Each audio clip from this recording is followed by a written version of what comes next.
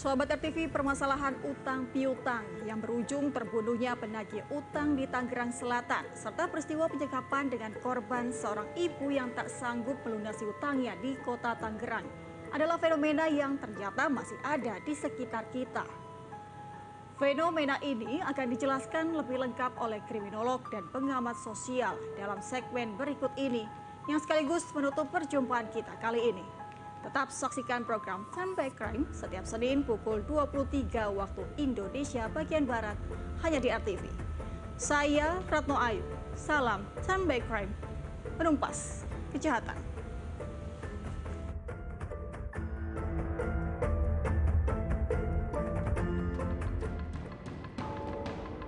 Keberadaan pihak pemberi pinjaman, baik perorangan maupun berbentuk badan seperti bank keliling yang beroperasi secara ilegal, ternyata tetap menjadi pilihan sebagian masyarakat.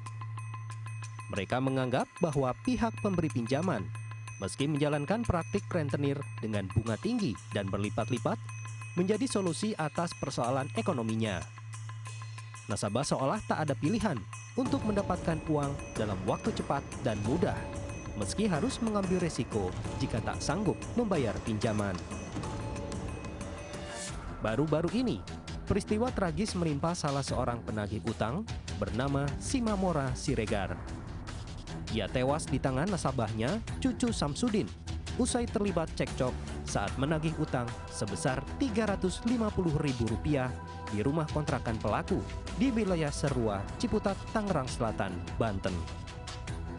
Menanggapi kasus ini, kriminolog Universitas Budi Luhur, Luki Nurhadianto, menjelaskan kurangnya pengendalian diri serta emosi dari pelaku maupun korban dalam menyelesaikan konflik menjadi faktor internal yang memicu terjadinya tindakan kriminal.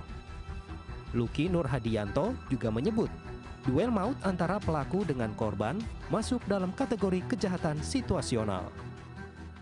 Ya, dalam konteks kriminologi kita bisa kategorikan sebagai kejahatan yang bersifat situasional. Jadi saat kemudian pelaku dan korban tidak memiliki niatan untuk melakukan kejahatan, seringkali ada faktor lain. Apakah kemudian faktor itu yang kita katakan sebagai dorongan dalam ini ekonomi, bisa kita kategorikan dia meminjam uang tidak bisa mengembalikan, atau warisan, atau kemudian sesuatu yang bersifat asmara.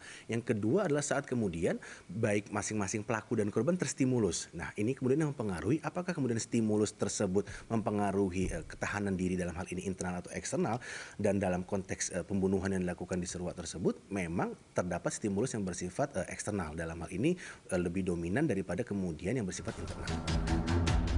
Sementara itu menurut pengamat sosial Devi Rahmawati, kemudahan yang ditawarkan oleh pihak peminjam, bank keliling ilegal, ataupun rentenir dalam memberikan pinjaman tanpa persyaratan formal serta jaminan membuat masyarakat dengan mudahnya terjerumus dalam praktik pinjaman ilegal ini. Devi juga menganjurkan kepada masyarakat untuk tidak meminjam uang kepada bank keliling ilegal ataupun rentenir. Jika ingin meminjam uang, pilihlah lembaga yang sudah berizin dan diakui oleh pemerintah. Untuk itu, Devi menyarankan pentingnya pencatatan transaksi utang piutang sebagai legalitas di antara kedua belah pihak. Sebagainya. Satu yang perlu diingat, baik itu bagi peminjam maupun yang meminjamkan, pastikan ada surat pencatatan yang diketahui oleh kedua belah pihak. Walaupun niatnya menolong, bisa jadi orang yang kita tolong di kemudian hari kemudian mangkir atau tidak mau menjalankan kewajibannya. Nah, kalau kemudian suatu hari kita ingin menuntut hal tersebut karena kita juga sedang membutuhkan uangnya, maka kalau kita punya modal catatan siapa yang meminjam, berapa besarannya, dia tanda tangan juga dan di atas materai, paling tidak itu bisa menjadi modal kita untuk membuktikan kepada aparat dan membuat orang yang meminjam tidak bisa mengelak. Tidak bisa dipungkiri, pihak pemberi pinjaman ataupun bank keliling ilegal akan terus mencari korbannya dari kalangan warga yang terdesak kebutuhan ekonomi. Dengan memanfaatkan kelemahan dan ketidaktahuan masyarakat terhadap sistem pinjam-meminjam, membuat praktik rentenir terus menjamur di tengah masyarakat.